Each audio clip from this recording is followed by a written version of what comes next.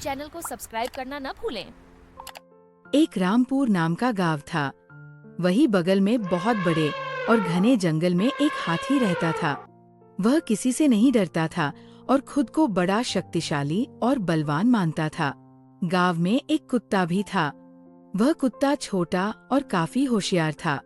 वह लोगों के बच्चों को खुश करने के लिए आया करता था। हाथी और कुत्ता एक दूसरे को पहले नहीं जानते थे, लेकिन एक दिन मिल गए।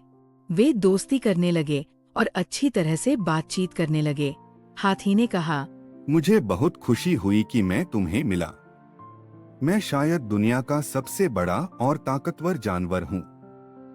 कुत्ता समझता था कि हाथी थोड़ा बड़ा और घमंडी है, इसलिए उसने कहा, हाथी, मुझे मालूम है कि तुम बहुत बड़े हो, लेकिन फिर भी इंसान तुम्हें धकेलकर मार सकता है। और मुझे तो बहुत छोटा और दुर्बल होने की वजह से सब कुछ बचाना होता है।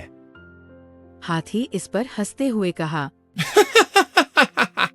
तुम ठीक कह रहे हो, लेकिन फिर भी मैं कभी बचने के लिए तुम्हारी मदद ले सकता हूँ।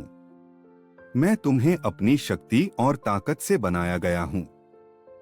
कुत्ता गंभीर रूप से बोला, मैं जानता हूँ कि तुम कितने शक्तिशाली हो, लेकिन प्रेम और सहायता देने की क्षमता मेरे पास है। ये सुनकर हाथी सोच में पड़ गया।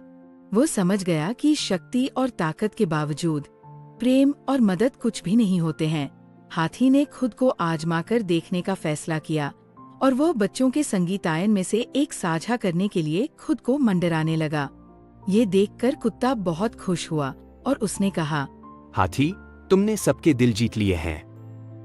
तुम्हारी हमारे गांव में बहुत जरूरत थी, जहां हमेशा खुशी और प्रेम की कमी महसूस होती थी।